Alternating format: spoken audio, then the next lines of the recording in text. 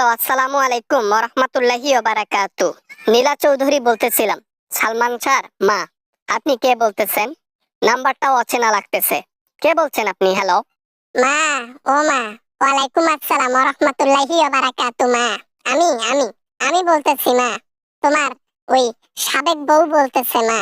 মা, আমি। আমি তো আপনাকে চিনলাম না। কে আপনি? সাবেক বউ বলতে কি বুঝাতে চাচ্ছেন? আপনি কে?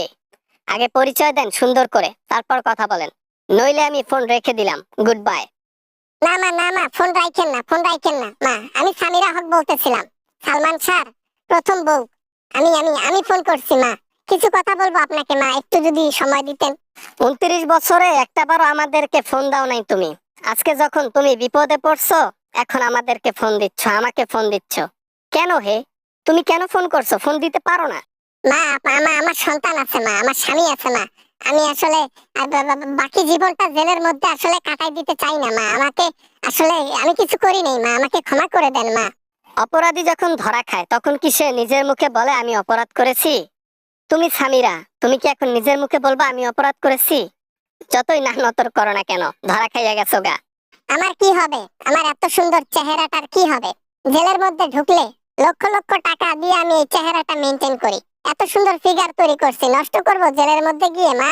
29 বছরে 3টা বিয়ে করছো, গোপনে আরো অনেক সম্পর্ক করছো। থাক, এগুলা কথা আর আমি বলতে চাই না। মনে করছো কি তোমার আমি খোঁজ খবর নেই না? 29 বছর ধরে তোমার পিছনে আছি। মা, কি বলেন মা এগুলা মা? আমি কখনোই আপনার ছেলের সাথে কখনোই প্রতারণা করিনি, ধোকা দেই নাই তাকে। মা, আপনার ছেলে আমাকে অনেক ভালোবাসতো, আমিও তাকে ভালোবাসতাম, আমরা দুজনই ভালোবাসছি। আজকে তোমার ভালোবাসার এই প্রতিদান? তুমি আমার ছেলেকে ফাঁসাইছো। তুমি আমার ছেলেকে উপরে উঠতে দাও নাই। যে দেখছো আমার সালমান শাহ উপরে উঠতেছে, ইমন উপরে উঠতেছে, তাকে টেনে হেঁচড়ে নিচে নামাইছো। তুমি চাও নাই কখনো আমার ছেলে সাকসেসফুল হোক। তুমি কখনো চাও নাই আমার ছেলে নামকরা একজন সেলিব্রিটি হোক।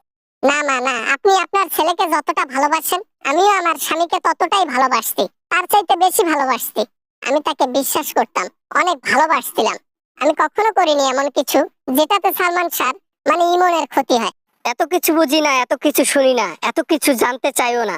আমি জানতে চাই কেন, কেন আমার ছেলের সাথে এমন করা হলো? আমার ছেলেকে যদি তোমার ভালোই না লাগতো, আমার ছেলেকে তুমি ডিভোর্স দিতা। বাবা না, মানে বাবা বাবা বাবা, মা আপনি ভুল বুঝতেছেন মা, আমারে ভুল বুঝতেছেন মা, আপনি আমারে ভুল বুঝতেছেন। আমি আসলে এমনটা কোনো কিছু করি নাই। আপনার ছেলেকে জিজ্ঞেস করিয়েন, উনি তো এখন বেঁচে নাই। উনি বাবা মানে আর কি, ইয়া, তোমার বাবা বাবা ইয়া। আরে সামিরা হক, কথা বলতে থদর বদর খাচ্ছ। ভুলভাল কথা মুখ দিয়ে বের হচ্ছে। তোমার ভুলভাল কথার মধ্যেই বোঝা যাচ্ছে তুমি কি করেছো আর তুমি কি করো নাই।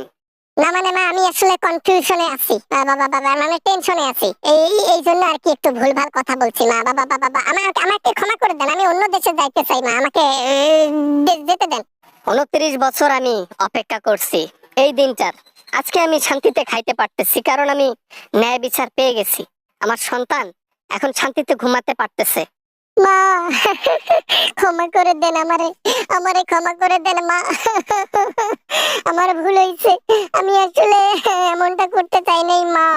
এখন ভুল হয়েছে, অমুক হয়েছে, তমুক হয়েছে, এগুলা বলে কান্নাকাটি করে আমাকে ইমোশনাল করার চেষ্টা করিও না। আমি পাথর হয়ে গেছি 29 বছর বয়সে। 29 বছর বছরে এই কিছু বছরের মধ্যে আমি যে কত কষ্ট পাইছি। সামিরা হক, তোমার তো কষ্টের দিন সবেমাত্র শুরু হয়েছে। আরো অপেক্ষা করো, দেখবা সবকিছু উলট পালট হয়ে গেছে তোমার জীবন থেকে।